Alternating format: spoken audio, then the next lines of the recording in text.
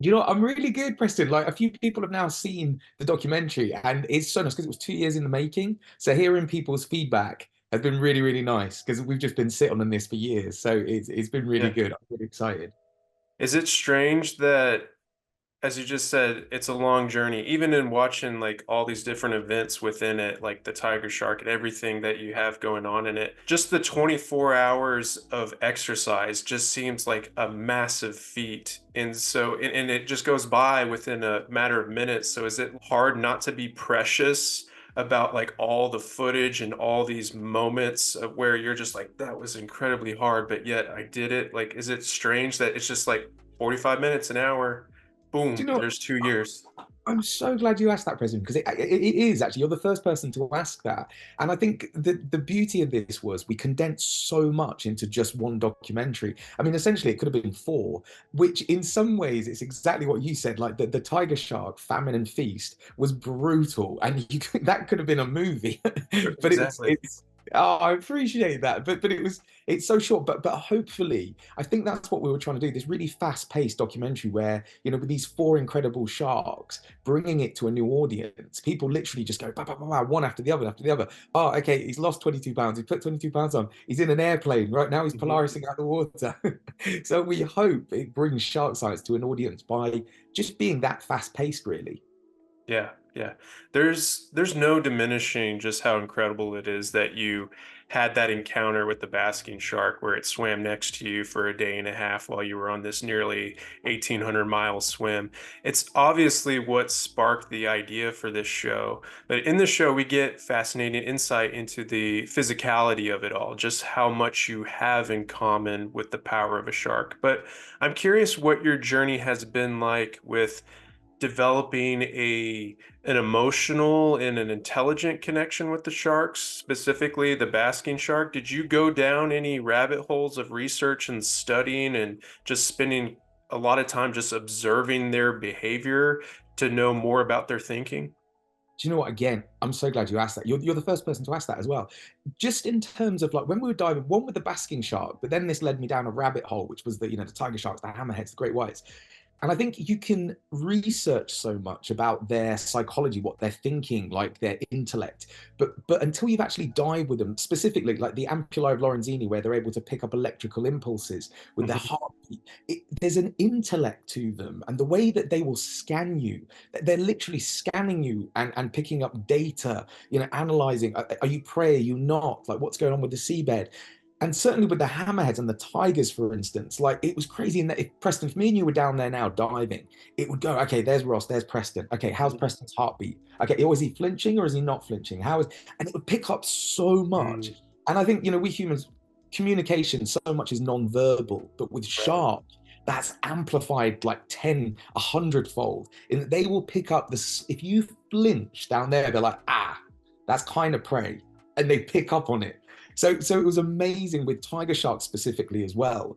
That when we were down there, and again in Bahamas, the diving experts that we dive with had an amazing relationship, not just with tiger sharks, but those specific sharks. That was really worth mentioning. In that they were like, oh, there's Queen, there's Joker. They knew them by name, and they were like, Ross, when you're down there, eyeball them, like look at them, ensure that they know you see them because they're ambush predators. So sure enough, I'm down there and I'm like looking them dead in the eye, and this tiger shark was like, oh, okay, you see me, you're cool, you're not prey, you know what you're doing down here, you've graduated, you're allowed to be down here. It's so hard to explain, but so much was said between me and the sharks without anything being said, and they're speaking very different languages.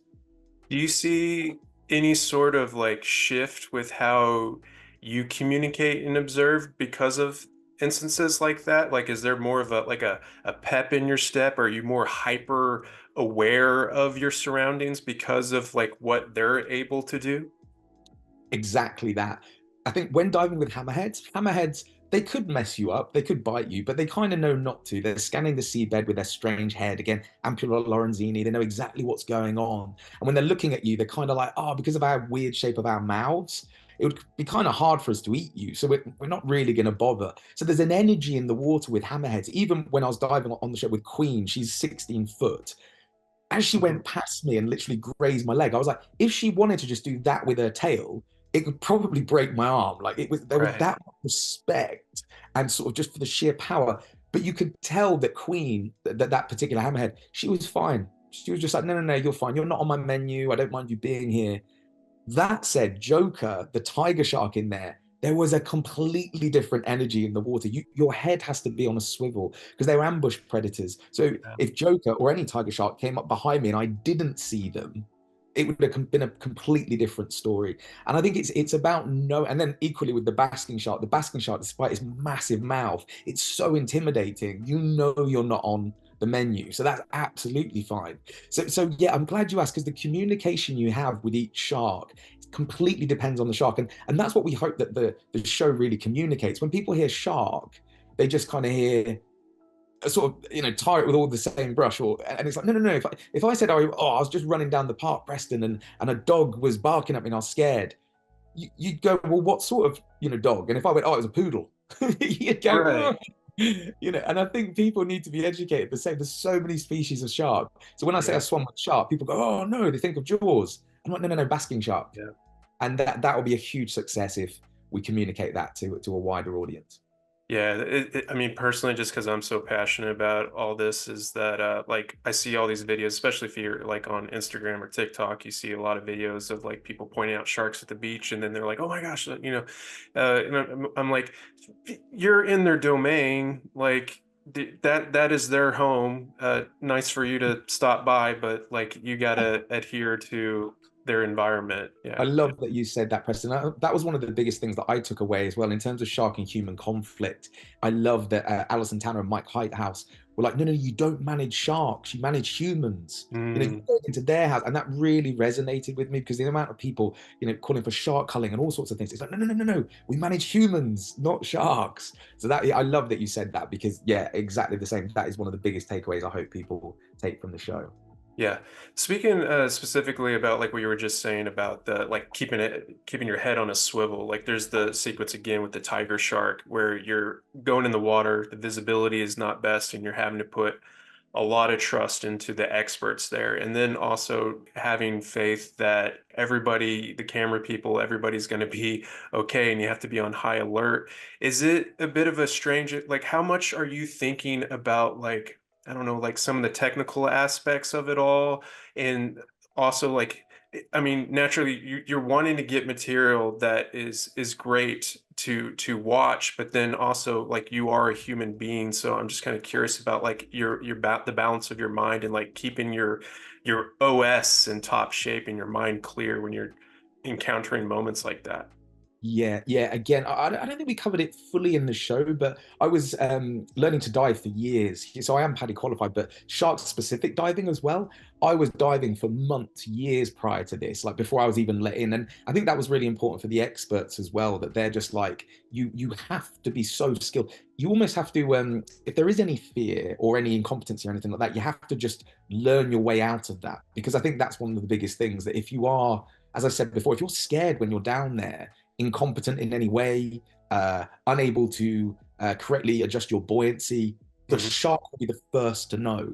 And so that's what's so crucial. That I think any fear that I might have had going in was just remedied by training that much more and researching that much more. And I think that's the biggest thing for anybody as well. If anybody is thinking of doing something similar, it's just knowing that fear probably comes from a lack of understanding. And if you are able to actually understand and train yourself, you realize you minimize risk, but that risk is your own incompetency sometimes as well. I'm just curious, like through having this deeper admiration, that's what you speak about specifically, like you have a greater admiration for the skills that these sharks have. How does that impact your own admiration for your own set of skills? Because just constantly you're trying to discover your limits. And so I'm just curious, like, do you see a moment like this altering your path on this journey of discovering your limits as a person? Yeah, do you know what? Again, Preston, I'm so glad you asked that, just because it was exactly that having set the record for the world's longest stage sea swim, I probably thought I was quite good at swimming. No, terrible. I mean, I'm not bad for a human. And I also love this. Alison Towner, I don't know if it made it into the show or not, I can't remember, but Alison Towner, Yeah. white shark expert, world leading white shark expert, amazing. And I never forget when I polarised out the water and she was watching me and she was helping me train and she was comparing me to that of a white shark. And I felt I was pretty good. I got out of the water, I got past my knees. I remember looking at Alison just like full of hope. And I was like, that she's going to be impressed, right? And I Yeah. never forget, she turned to me and she went, Ross, that's not bad for a naked, shaven ape, because that's what you are. And I went, what do you mean? And she goes, you have this clumsy skeletal system. Humans are 40, 45% muscle. Your hydrodynamics are awful in comparison to a white shark, like 65, upwards of 65% muscle, cartilage, flexible, all this propulsive forces go through the tail. You cannot compete. And I was like, oh, when you put it like that. And then we even broke down the metrics when I was at Loughborough University. They looked at my metrics compared to that of a Mako. Again, Mhm. I knew I wasn't that energy efficient, but it was horrendous. The leading experts in hydrodynamics at Loughborough University were just like, Ross, if you were to travel at the same speed of a Mako, your calorie expenditure would be this. And it was just obscene. So I'm glad you asked, because yeah, patting myself on the back, I've come to realize my world records are good for a naked shaven ape. In the animal kingdom, I'm so low down the pecking order, and I'm okay with that. Because hopefully, like I said, it just shines a light. People sort of probably watch the show thinking, "Oh, sharks are quite fast. Sharks are quite powerful." It's like, no, you have no idea. And if it's my job to be the human guinea pig and litmus test to highlight that, then I'll happily go up in a aeroplane or try and Polaris again. Hopefully, like I said, it was humbling, but just shows just how amazing they really are.